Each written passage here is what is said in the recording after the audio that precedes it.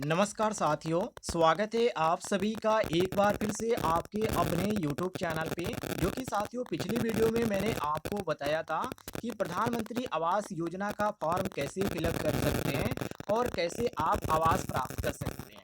लेकिन आज की डेट में प्रधानमंत्री आवास योजना की ऑफिशियल साइट पर एक बड़ा अपडेट किया गया है, जिसके बारे में आपको पूरी जानकारी देने वाले हैं कि किन लोगों को प्रधानमंत्री आवास योजना का लाभ मिल पाएगा।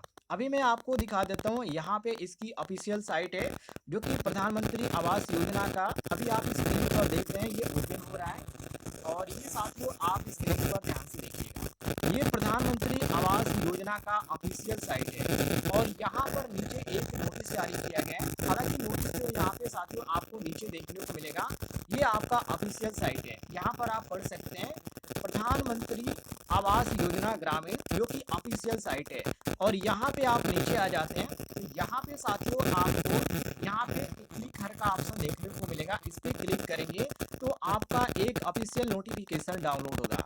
उस पे आप जब पढ़ेंगे तो आपको समझ में आ जाएगा। तो उसी चीज को मैं यहाँ पे ट्रांसलेट किया हूँ और पूरा यहाँ पर डिटेल में आपको जानकारी देने वाला हूँ कि कौन सा अपडेट यहाँ पे किया गया है। लेकिन उससे पहले मैं आप सभी से एक ही रिक्वेस्ट करूंगा, यदि अभी तक आपने हमारे वीडियो पर लाइक नहीं किया है तो एक लाइक जरूर कर दीजिएगा। अब साथियों आप ध्यान से देखिएगा, प्रधानमंत्री आवास योजना के जो नियम में बदलाव किया गया वो क्या किया गया। तो सबसे पहले आप ये पढ़िए, प्रधानमंत्री आवास योजना के पात्रता मापदंड।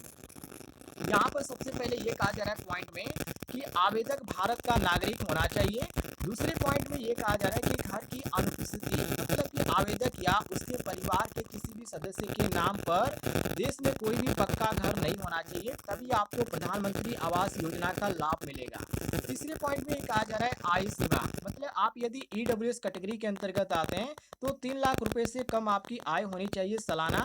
और यदि आप एलआईजी अर्थात निम्न आय वर्ग के अंतर्गत आते हैं तो 3 लाख से 6 लाख तक आपका होना चाहिए, इससे कम होना चाहिए, ये ध्यान रखिएगा। और यदि आप एमआईजी मतलब मध्यम वर्ग के अंतर्गत आते हैं तो 6 लाख से 12 लाख रुपए से ज़्यादा नहीं होना चाहिए। और यदि आप एमआईजी थर्ड मतलब के मध्यम वर्ग के अंतर्गत आते हैं तो 12 लाख से और 18 लाख से ऊपर तक आपका नहीं होना चाहिए। और सबसे मेन जानकारी यहाँ पर यह है कि महिला स्वामित्व, मतलब कि घर का मालिकाना हक महिला के नाम पर या पति पत्नी दोनों में से किसी एक पर नाम पर ही होना चाहिए, तभी आपको लाभ मिल पाएगा। मतलब कि आप महिला हैं, आपने आवेदन किया है, अपना नाम रखा है तो आपको मिलेगा। और यदि आप पुरुष हैं, महिला आपके घर नहीं है और आपने आवेदन कर रखा है तो आपको लाभ मिलेगा। इसके बाद यहाँ पे आगे यहाँ पे कहा जा रहा है प्रधानमंत्री आवास योजना के नए नियम, जो अभी हाल ही में यहाँ पे नए नियम जारी किए गए उसको आप देखिए। ये जो नियम है, पहला नियम ये है कि परिवार की स्थिति, मतलब कि यदि माता पिता ने पहले ही इस योजना का लाभ उठाया है तो उनके बच्चों को अब लाभ इसका नहीं मिलेगा, ध्यान रखिएगा। दूसरे पॉइंट में ये कहा जा रहा है कि महिला मुखिया, मतलब कि घर का मालिकाना हक महिला के नाम पर या पति पत्नी दोनों के नाम पर ही होना चाहिए, किसी अदर के नाम पे नहीं होना चाहिए। जो लाभ ले रहे हैं उन्हीं के नाम पर होना चाहिए।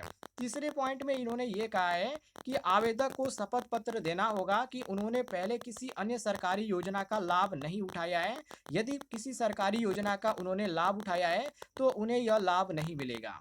आगे पॉइंट में यह कहा जा रहा है कि प्रधानमंत्री आवास योजना से वंचित लोग, मतलब कि कौन वंचित रहेंगे।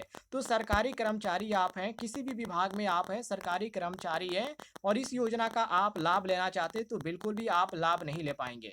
इसके बाद वाहन स्वामित्व, मतलब कि यदि परिवार के पास कार, ट्रैक्टर या 3 या 4 पहिया वाहन है तो उन्हें इस योजना का लाभ नहीं मिलेगा। इसके बाद आगे कहा जा रहा है क्रेडिट लिमिटेड, यदि परिवार के पास 50,000 रुपए से अधिक की क्रेडिट लिमिट है तो उन्हें इस योजना का लाभ नहीं मिलेगा। आगे कहा जा रहा है कृषि यंत्र, मतलब कि यदि परिवार के पास महंगे कृषि यंत्र हैं तो उन्हें इस योजना का लाभ भी नहीं मिलेगा। तो ये सारे नियम है जो कि आज की डेट में इसकी ऑफिशियल साइट पर देखने को मिल रहे हैं। जो इस योजना के अंतर्गत आप लाभ लेना चाहते हैं तो ये सभी जानना आपके लिए जरूरी था, इसलिए मैंने एक वीडियो के माध्यम से आपको जानकारी दिया। यदि आपको जानकारी पसंद आई होगी तो इस वीडियो पर एक लाइक जरूर कीजिएगा।